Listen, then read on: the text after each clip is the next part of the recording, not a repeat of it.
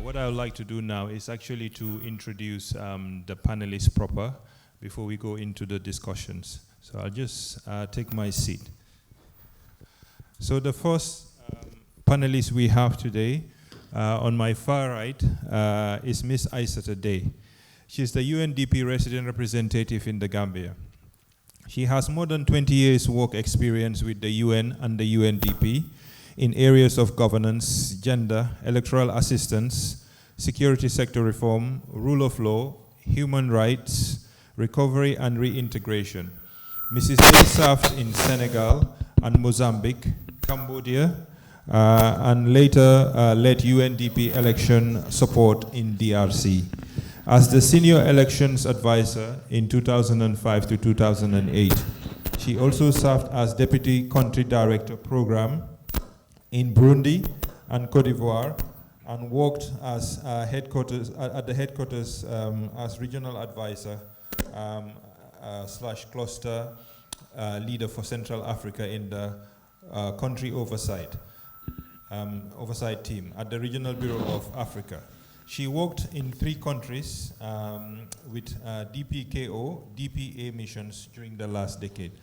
So, Ms. Day, you're welcome as a panelist in today's Business Forum.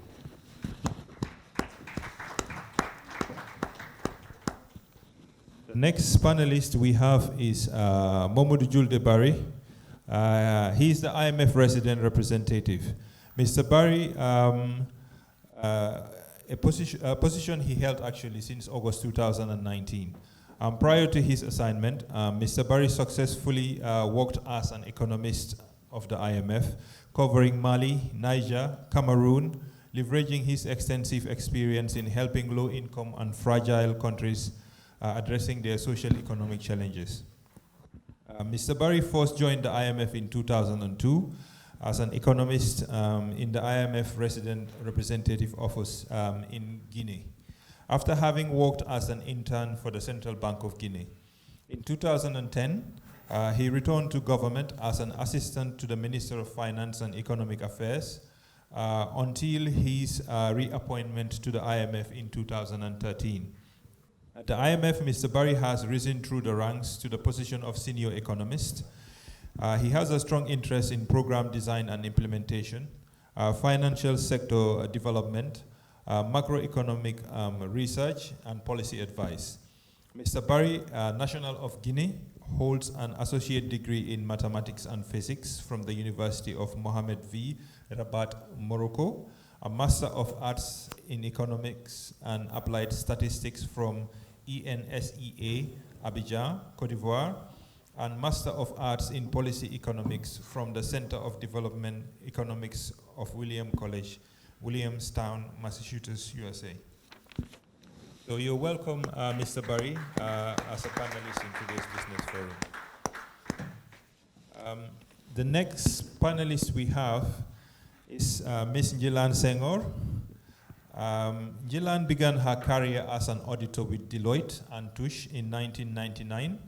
Her work as an auditor within a Big Four firm helped set the foundation for the rest of her career. She climbed the ranks from an audit trainee to a senior audit manager within a short period. During her tenure at Deloitte, Njilan gained extensive experience in audits from all industries, sectors in the Gambia, and became well respected for her knowledge in critical audit and accounting issues affecting the majority of entities, not just in the Gambia, but also in the West African region. Having also conducted audits in countries like Mauritania, Ghana, and Mali. Njilan also received extensive training in Deloitte audit systems and methodologies, and became the first Gambian to be admitted to the team of facilitators responsible for training employees in the Deloitte Africa Group. Njilan traveled extensively to South Africa, Ghana, Nigeria, and Kenya to train employees across the Africa region. In May 2007, Njilan left Deloitte and moved to Trust Bank Limited as the general manager in charge of finance, administration, and human resources. In July 2016, she was promoted to deputy managing director and executive director on the bank's board, and in September 2001, she was promoted as managing director designate. She is expected to be fully installed as Managing Director in December 2001. In addition to her duties as a 2021. I apologize. I already promoted her to Managing Director. In addition to her duties as a bank executive, Gillan also sits on the board of Royal Insurance Gambia Limited. Gillan is a fellow member of the Association of Accounting Technicians, FMAAT, a fellow member of the Association of Chartered and Certified Accountants, FCCA, and holds a master's degree, MBA from Oxford Brookes University, UK. Welcome, Gillan, to our panel.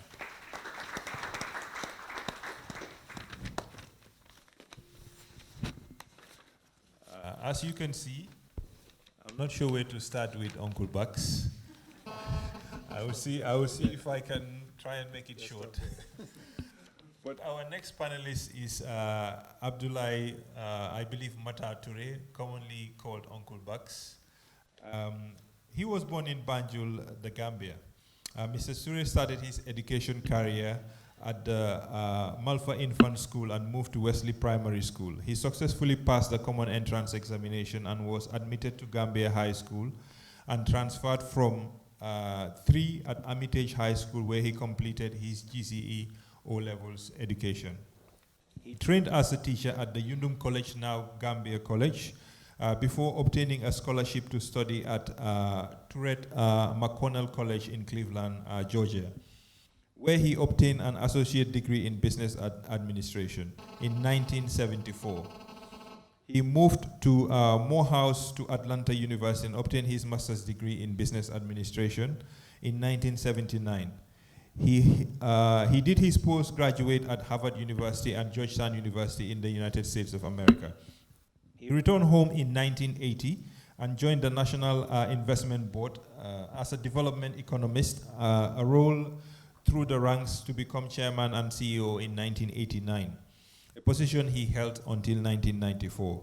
In that capacity, he serves on the board of directors of several noble institutions, including telecommunications companies, port authority, insurance and banking corporations, to name a few. He is the founder and current chairman and chief executive of Sahel Investment Management International. He was appointed as the first chairman of the Gambia Investment Promotion and Free Zone Agency, I think they call it GIPSA, from 2001 to 2003.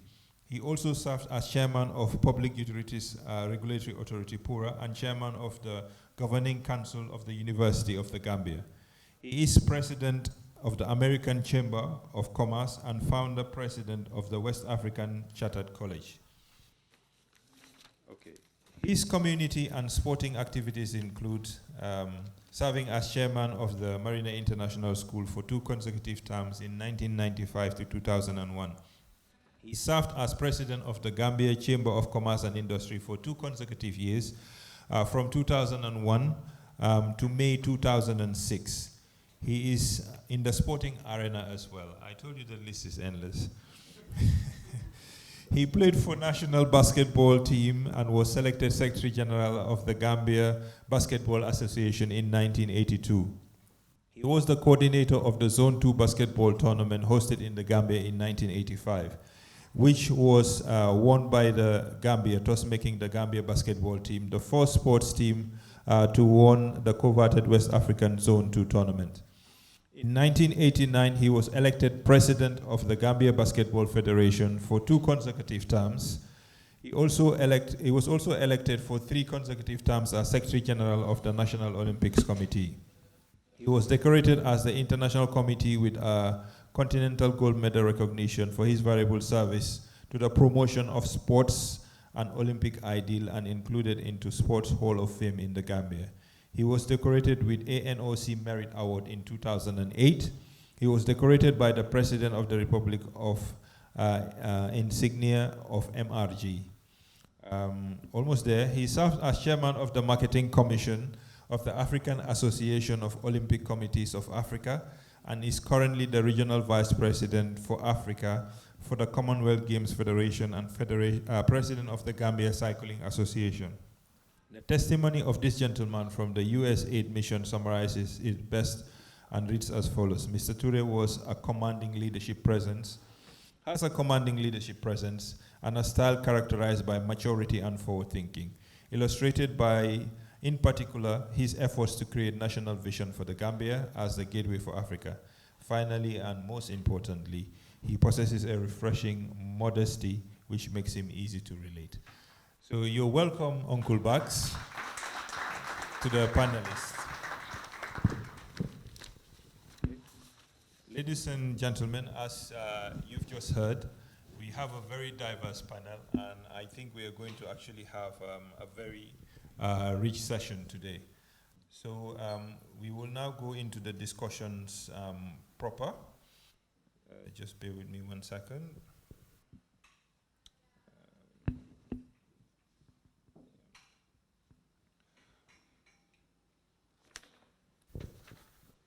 Okay, just trying to make sure I get my slides on the phone as I prepared it. So now we'll go into the discussions proper. To start off with, according to the Africa Development Bank, Africa is emerging as an attractive investment and key market for goods and services, with a working population of over 600 million, and this is set to double by 2040, overtaking both China and India. Africa is poised to become the world's next emerging economy. To turn its economic gains into sustainable growth and shared prosperity, Africa's public and private sector must work together to connect the continent's markets, deepen regional integration, and adopt reforms that enhance competitiveness. Africa Continental Free Trade Area, the AFCFTA, finally came into effect on the 1st of January 2021. We believe that this agreement is the world's largest trading area since the establishment of the World Trade Organization, with 54 of the 55 countries in the AU as members. The AFCFTA was established by the African Continental Free Trade Agreement signed in March 2018 by at least 44 AU countries. Over time, the other remaining AU countries actually joined. So this is just to set the tone. Now I would actually like to call upon, first of all, Mr. Mohammad Julibari, the IMF resident representative, to give us his perspective from the IMF's point of view on cross-border trade and investment opportunities in Africa. Mr. Barry, you have the floor.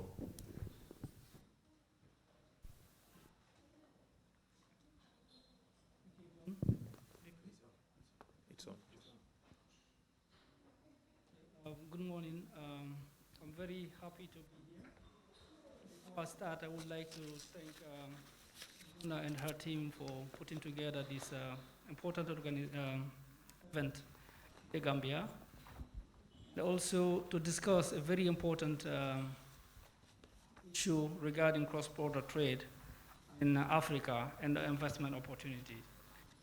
I've seen with this COVID-19 pandemic, the trade resumption in 2020 was a key element that helped reduce the impact of the pandemic on the decline of growth around the world.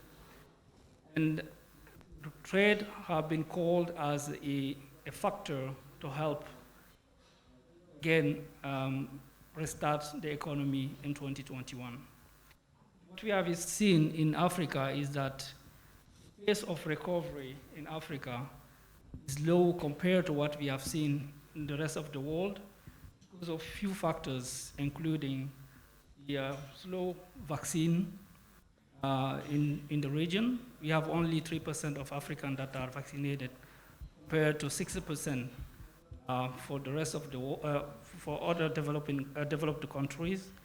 That particularly is due to some of the trade restrictions that we have seen applied by developed countries that restrict somehow the export of some of the vaccines. African countries also are constrained by what they call a limited policy space, which is due to the fact that you have raising the spending need in Africa related to the need to respond to the pandemic, which is associated by a very limited support from the international community. They have done a lot, but the needs are such that government and also the international development partners will not be enough to support the continent. There, trade have a lot to do, and the private sector as well. We see a great contribution to trade and regional integration into helping the continent to recover from the pandemic. IMF did a study in 2019 regarding African Continental Free Trade Agreement. What that revealed was that that agreement could be a game changer for the continent. And I think Fraser speaks out well about the importance of that agreement for the continent. Studies have shown that if that agreement is implemented, it could reduce poverty. About 30 million people could go out of poverty by 2035, lifting revenue by more than 460 billion US dollars, which is the amount that IMF have estimated that is required now to help the region build back better in terms of recovery post-COVID-19 pandemic. But to reap the benefit of that free trade agreement, very important to consider key policy element. First is to make sure that we have a stable macroeconomic environment and a friendly business environment. And there, IMF have a very great role to play, like we are doing in the Gambia. Gambia is engaged with a program with the IMF, which have helped the country stabilize its debt. Gambia was in debt distress in 2018. With IMF support, we have helped the country bring the debt to a sustainable level and also stabilize the economy. Number two is logistics and infrastructure. IMF study shows that the largest impediment to trade in sub-Saharan Africa was lack of logistics. And what they found is if the trade logistics are improved to a level of the average of the world, trade in Africa could increase by more than 12%. And increasing also infrastructure to a level of the average of the world would also increase cross-border trade by more than 7%. So those two improvements could combine lead to around 20% increase in cross-border trade, which will lift private sector in Africa, especially women traders that are very involved in informal trade that represent 40% of the cross-border trade between Africa, lift them up and also support the small businesses that almost employ 90% of the African, that provide 90% of jobs in Africa. It's a very important agreement that could help lift the African and the private sector in Africa. Another element is financial sector, but that I think financial inclusion will be another factor that could help boost cross-border trade. I think my colleague Singo will be speaking about that. Last element I wanted to make here also is that when you have integration, you have also always losers among in the process. So having policies that help provide targeted support to those that are left out through the process of trade integration will be important. In that regard, having a targeted cash support, but also training that facilitate cross-border, cross-sector work mobility will be helpful to ensure that no one is left behind in the process. Thank you. Thank you very much, Mr. Barry, for giving us a good insight, especially on the IMF programs and its support to the country.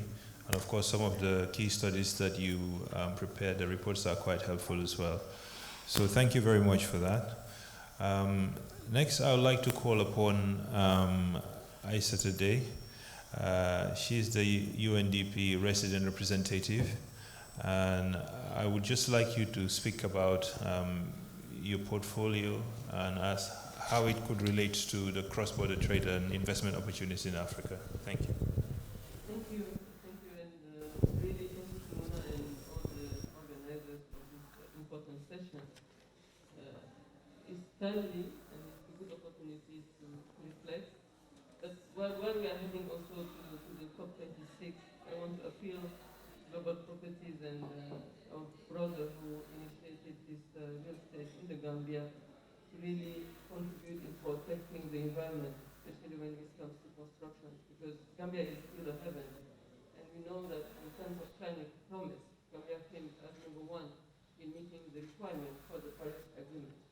So it's an appeal to you while you are constructing to preserve our trees that have been here for centuries, and really to make sure that Gambia remains a reference when it comes to climate change. Now, we cannot talk about African Free Trade Agreement, the implementation of the African Continental Free Trade Agreement, without taking into account this aspect of the environment. And that, as my brother Mohammad rightly said, we have been reviewing our policies and making sure that it's fit for purpose and it's adapted to the era. We know how the pandemic has hit our economy, especially in the Gambia, that relies a lot on tourism sector. And we also know how the population is very young, and it has been impacted in terms of youth employment. So what UNDP has done is to embrace the implementation of the African Free Trade Agreement, to make sure that the community, because it's really how to get close to the community. And we know that most of the economy in the region are informal based. So how do we make sure that we are also investing in MSMEs to bring the sector and have, especially the youth, give them opportunities to thrive and taking into account in the new era that we are working on. So while we are speaking, we just closed the annual summit, what we call the Youth Connect Summit, where we bring young entrepreneurs around the globe, but connecting them also with entrepreneurs from other continents. We started it in Hungary 2 years ago, and the last one was held in Accra 2 days ago, and we are even having another one in November for the Sahel countries, because we also know the rising challenges that we are facing when it comes to security regarding cross-border issues. Another platform that UNDP has set up to make sure that no one is left behind is the Cross-Border Land Center that is based in Addis Ababa, that is created in February 2021 as a result of the impact of the COVID, but also to mainly institutionalize what we are doing at the cross-border level, so that we are also getting closer to the community and we are investing in the implementation of the African Continental Free Trade Agreement. In that sense, what we are looking at is how do we invest in border management. We know all the bottlenecks that we are facing, even between the Gambia and Senegal, which should be really a laboratory of cross-border exchange and trade. We know during the last forum that we held here on the implementation of the African Continental Free Trade Agreement between just Senegal and the Gambia, all the bottlenecks that was highlighted at the custom level, the checkpoints, just for a regular Senegalese or the Gambia, even to travel normally for a weekend. We all know what we are facing. So how do we make sure that we have the right policies, but also we have a change of mindset within the population, embrace the new era in which we are working. Another area where UNDP is looking at and investing a lot is digitalization. It's an opportunity to really move towards no borderless approach, because even our generation of the UN representatives, we are told the RR without borders, there is a representative without borders.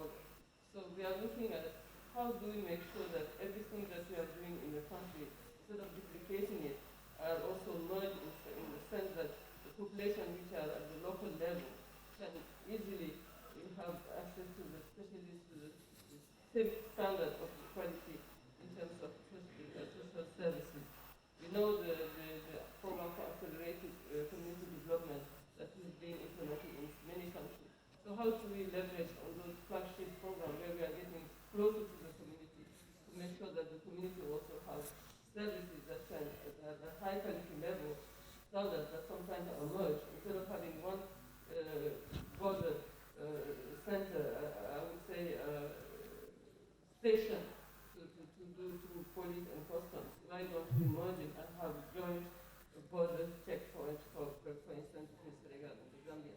So how do we simplify also the institutions to make sure that population can easily move around? And the ECOWAS body was an example even before having the African Free Trade Agreement, even before the European Union. Africa already innovated by having ECOWAS. To have an ensemble of countries that people can freely move using the same currency, using only their ID card without using a passport. And how do we leverage on that and make sure that while we are moving in a new era and in the future with the young population, this population can also bring have their feet in the state and but also contribute to really build a better future for all. The last point I wanted to make, and it's also related to the session we had yesterday on the how do we invest on innovation. And we have accelerator lab around over 100 countries now, and the Gambia was one of the first ones to have the accelerator lab set up.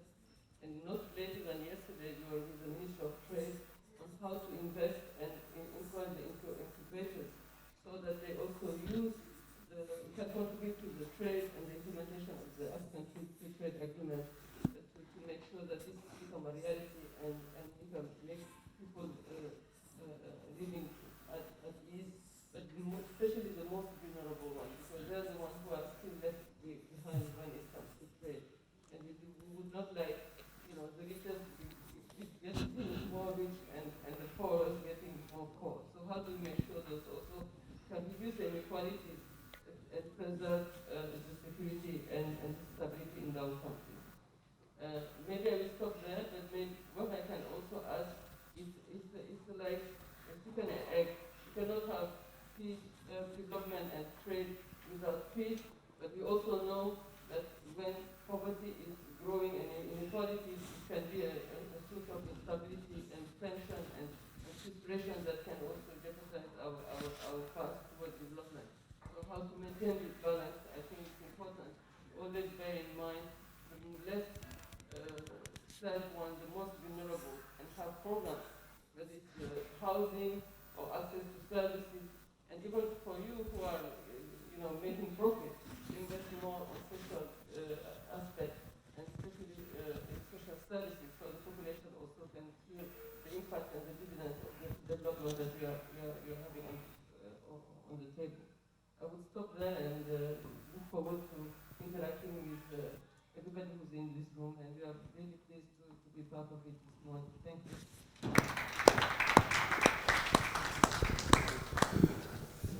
Thank you, Mrs. Day. I've actually learned quite a lot. I didn't realize that the UNDP actually are very much invested in a lot of areas that are relevant to cross-border trade, such as borders, security, and of course, investing in the Africa Free Trade Agreement as well. So that's quite good, and of course, some of the other community investments that you're doing in terms of development programs. But we would leave the questions to the audience when we get there. I think that would create a more interactive session. So please do take notes on some of the things that they're talking about, because we would really want to hear from you guys to engage the panelists. And at least we can get some answers and learn from it. So now the next panelist, I'm quite excited as well, because she's my colleague in the banking industry. And I would definitely like to hear from her. Now, the banking industry play an important role in driving access to finance, facilitate financial transactions that are very essential in trade and investment anywhere around the world. In recent years, Africa has made significant strides in developing its private sector. And since the year 2000, foreign direct investment has increased by fivefold. Now, I would just like to hear your perspective on the topic of cross-border trade and investment opportunities in Africa. You can certainly draw some examples from your institution as well, Trust Bank Gambia Limited. So Ms. Jiran Sengol, you have the floor. Thank you, and good afternoon to everyone. Thank you, Mustafa, thank you, Mona, and organizers. This topic really gives me great joy to discuss. I'm in a sector where we have a lot of liquidity available to be able to develop industries and to be able to develop a country as a whole. But yesterday I was reading the African Free Trade Agreement, and I cannot argue with anything that it says. It talks about it being the largest trade agreement, but I would like to add, if successfully implemented. It talks about things that we cannot argue with. It talks about enhancing on economies of scale to improve competitiveness of Africa as a region. It talks about how it helps nations or countries to develop on fiscal policies so that they can also gain better from this trade agreement. It talks about a lot. But then I went through the report and then I didn't see what I wanted to see, what I was looking for. Why is Africa not exporting to Africa? Most of the time it is because, I'm talking strictly now about commodity trading. Most of the time it is because we do not add any value to the commodities that we produce. Of what use will my groundnuts be to Senegal if they don't have the industries to be able to add value to it? And that is the reason why we export to other nations. We export to EU, we export to Asia, and so on, because in Africa we are seriously lacking of the infrastructure that we need to have in place to be able to have value. And we need to get out of that rut. Otherwise, it becomes very difficult to advocate for commodity trading within Africa. I was listening to a presentation the other day, and the guy was saying, it's very funny that in Africa we have a lot of resources. Say, for instance, in Ghana, they will produce cocoa, but then they will export it, and then they will import chocolate. In Gambia, groundnut, we export, and then we import oil. Nigeria, oil, export, and then import diesel and fuel and so on. So what is the key here? It is because we do not have the capacity to add value to our produce before we export. Now let me talk about service, export of our services. Tourism. We all know what happened to tourism when COVID happened. When we were shut out by the world, and it's quite ironic that COVID did not hit Africa as much as it did the developed world. But you will not find many African countries, if any, in the safe corridors. Why? It didn't hit us that hard. But we felt the impact most because tourism came to a dead still stop. And I heard Dr. Ken talk earlier about why Nigerians go to Dubai, but they don't come to Gambia.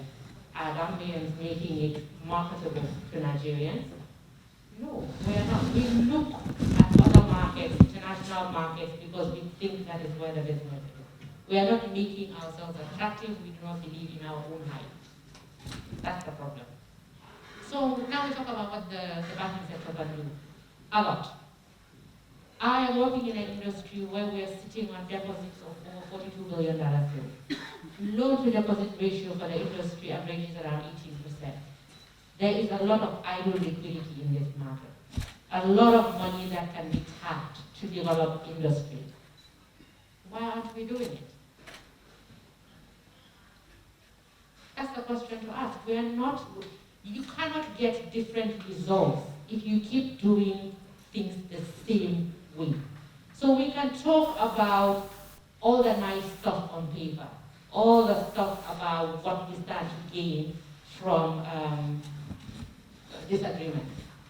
But we don't talk about the little things here that will make it very difficult. We're talking about an agreement that binds a lot of countries. But what happens when it is very possible in a country where the transport union has a dispute and they are powerful enough to close borders? how does that affect the agreement? We're talking about a continent where countries cannot even work at the same pace in meeting the requirements and the standards that will be necessary to be able to make this implementation successful. Different countries have different challenges. Let's take Gambia, for instance. We are highly dependent on donor support. We are highly dependent on high import taxes. Now you want to tell me that to make this agreement successful, we have to do away with those and replace it with what? Difficult question. So we have to start by tapping into our local resources, available liquidity, to start working on developing our infrastructure. We need better roads, better transport network, power. It's going to be important in driving any manufacturing or industry projects that we want. But we're not doing it. And we have the liquidity to do it. Who should drive it? Is it government? Is it the private sector? Most of the business we see at the bank is for people importing. We don't see business from people wanting to export.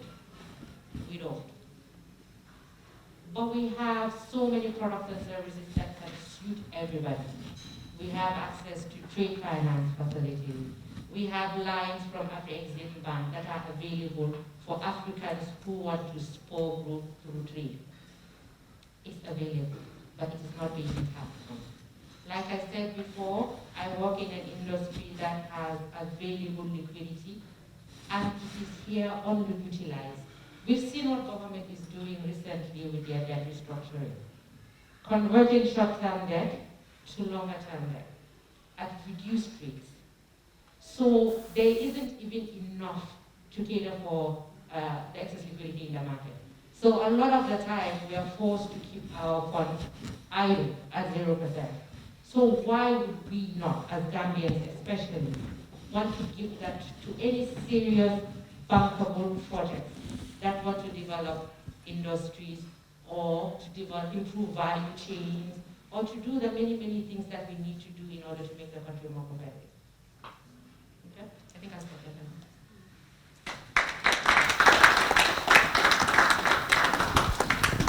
Thank you very much, Ms. Senghor.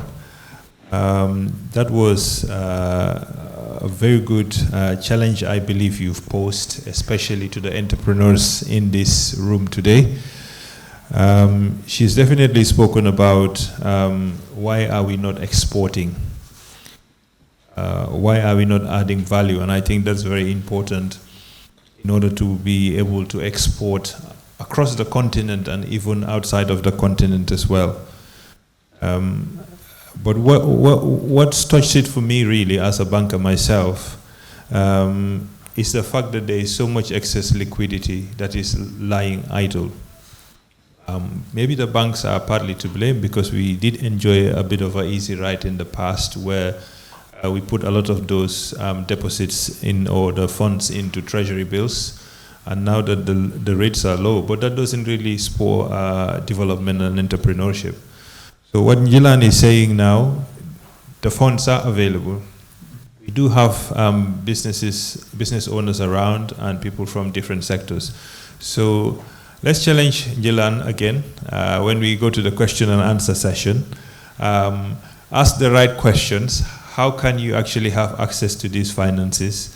And what can the banks do to ensure that we help in terms of economic growth and pushing the nation forward? So thank you very much for your presentation. That was excellent. So, right. Now, the next one is I'm very excited about because this is not the first time I've moderated an event where we had Uncle Bucks, and I can promise you very insightful presentation. Uncle Bucks, it's believed that the African countries are losing out on billions of dollars in potential trade every year because of a fragmented regional market. To Two interrelated challenges are critical in Africa. One is to diversify the export base, to reduce vulnerability stemming from commodity price swings, and of course to tighten regional integration. Africa, having some of the fastest growing economies in the world, African nations are playing an increasingly significant role in the global economy. The population is young. We're also seeing business-friendly policies starting to emerge.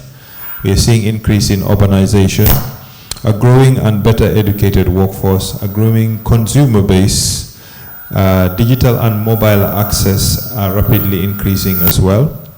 The infrastructure gap is slowly closing, and Africa is primed, I believe, for mass industrialization if we actually do tap into it, and this can create huge investment opportunities. Now, I would just like to tap on your historic knowledge and vast experience across the topic of cross-border trade and investment. If you can just give us a good insight. Thank you. You have the floor, Uncle Bax. Thank you very much, Mr. John, and thank you to the Africa Leadership magazine for coming to the Gambia. I happen to be a very keen follower of what you do and how you do it and where you do it, and it's a pleasure to be here. I also recognize the very diverse audience that we have, and I'm also happy that the panel is gender balanced. That's very, very important. When I do contributions, I try to do a situational analysis. And when I walked up, I was impressed with what I saw behind me. It says African leadership. And my first question is, what is leadership? The most important and the simplest definition I have seen of leadership is from Peter Drucker. He says leadership is doing the right things, and management is doing things right. The problem we have in Africa is that when you get into leadership positions, you want to have people that are managers that will tell you what you want to hear. What is 1 + 1? What do you want it to be? That is what is defined as loyalty to leadership. And that is Africa's peril. Dr. Ken made two important points, and I will take a cue from that. He said he's visited the Gambia and we are very peaceful. And Mother Teresa said peace begins with a smile. And that is why Gambia is called the Smiling Coast. But peace is also the most fragile commodity that we have. And we are going into elections. And these elections, from my experience, is the most highly contested and the most divisive election that this country will be entering into. So we have to speak our minds and ensure that we preserve our peace and security at all costs. You see, we live in a fool's paradise. We see things that are happening in other countries, and we believe that we are God's chosen people, and it will not happen in the Gambia. And in Gambia, whether you know it or not, we have been very innovative at doing things that nobody has ever done. In 1981, we had a civilian-led coup. It has never happened before. In 1994, we had a coup d'etat led by the most senior officer at the time was a captain. All the others were corporals. In 2016, we had a dictator that said he was not going to leave. And he left and no blood was shed. And I recall going to South Africa immediately after this, and I said, and I was invited by the South African Minister of Foreign Affairs. And I said to him, we have a lot to learn from South Africa. He said, no, we have a lot to learn from Gambia. I said, why is that? He said, it took Nelson Mandela 27 years in jail to come and have a truth and reconciliation. You have had 3 events and they were all bloodless. The 1994 coup was bloodless. The unseating of a dictator in 2016 was bloodless. So let us preserve our peace and harmony and unity. Now, the second point that Dr. Ken said was action. We have been talking the talk. It is time to walk the talk. We have been talking African unity. The people that came up with the African agenda, if you recall, some of you will recall Dr. Adedeji from Nigeria, Industrial Decade for Africa. Where has it gone? We talk about ECOWAS. Now the people that are in the African Union are talking about Agenda 2063. Most of those people that are talking about Agenda 2063 are already 50, 60 years old. They will not be around in 2063. So why are they charting the course for you people in terms of your destiny, telling you that this is where Africa should be in 2063 when they will not be around? What Africa has is the youth dividend, and we need to leverage on that. Now, when we talk about the Africa Free Continental Trade Union, the first thing we should have asked about was to do a diagnostic of our regional integration programs. How have they worked? In ECOWAS, we have UNOWA, which is the Francophone group. We have ECOWAS, which is the subtotal of the English Francophone and Lusophone. As my sister rightly pointed out, traveling to Senegal or traveling from Senegal to Gambia is a nightmare. The late Alaji Ibutal, who was a true Senegambian, when he was ambassador in Senegal, he wanted to just establish what the road barriers were. And he moved from Dakar all the way to Basse. Believe it or not, he cataloged 160 checkpoints. 160 checkpoints, and we are talking about integration. If Gambia and Senegal are not economically integrated, forget about AFCTA. We are the same people, divided by colonial masters. The colonialists left 60 years ago. They left this shore 60 years ago. And you cannot blame your fortunes on your mother and father when you turn 60. And this is what we are doing.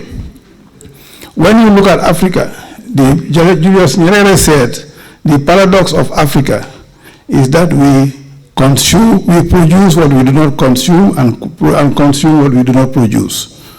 Case in point, she mentioned it. I did a study for UNDP, UNCTAD, the Entrepreneurship Policy and Plan of Action for the Gambia. And we went to do the validation in Geneva with Her Excellency the Vice President. He was Minister then of Trade. And I wanted to be funny, but also sarcastically funny. And I said, when I was giving the mic, I said, when I was coming to Geneva, I had see Senjai, Latirka, Sol Gomez, Sol Fraser, said to me, bring me some chocolate. And I said, when I landed in Geneva, I've been going around looking for a cocoa tree. And I have not seen one cocoa tree. But the best chocolate is grown is manufactured in Switzerland. Gambia and Singapore got independence the same year, 1965. Gambia in February, Singapore in April. Singapore, the Lingwan Yu came to Africa together with Dr. Mahathir Mohamad. They went to Nigeria and Liberia and took our cocoa trees and our rubber trees. And that's led to this, what we now know as the Asian tigers. When you talk Africa, we talk about the African lions. Where are the African lions? All sleeping. Fast forward from 65, forget about Singapore, that was 60 years ago. Fast forward to 1998, when Hong Kong was being transferred to China. Dubai saw a golden opportunity and said, give us your basic industries. Would you believe that in 1988, Gambia was more developed than Dubai? Fact. They got their basic industries. When we had the GIPSA, I was engaged by World Bank to do the trade gateway study. And we brought Jebel Ali Free Zone as a partner. And they said, we are going to move out of basic industries. So we want Gambia to be the gateway for basic industries in Africa. We did the study, we said, we took everybody to Dubai, including President Jammeh. And when he came back, he said, Gambia is going to be the next Dubai. Are we the next Dubai? No, thank you. Fast forward to 1994. Three very important events happened in 1994. Release of Nelson Mandela, right? Genocide in Rwanda, death of democracy in the Gambia, coup d'etat. Okay? So we were not on the radar because 1 million Rwandese were killed. Why? Because one was Hutu, one was Tutsi. Do you know Hutu and Tutsi is one and the same? Just like Mandingo and Wolof and Jola are one and the same. So we agree to be divided based on some triviality.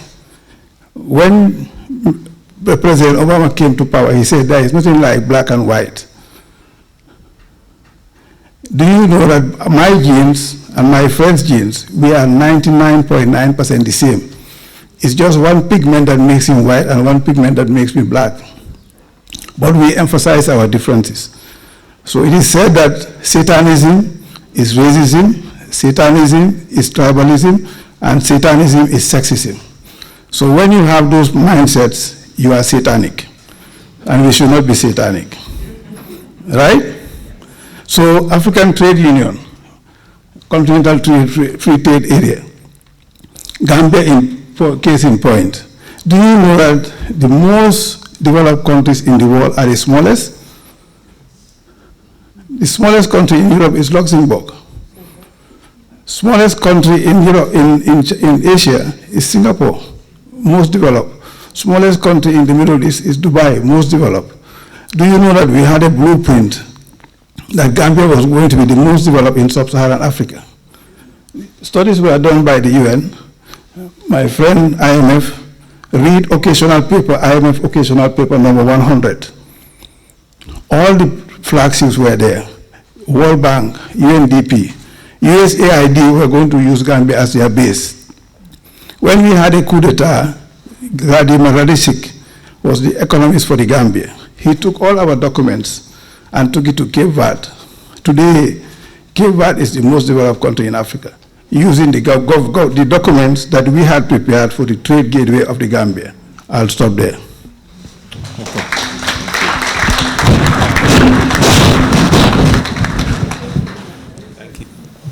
Thank you, Dr. Bugs.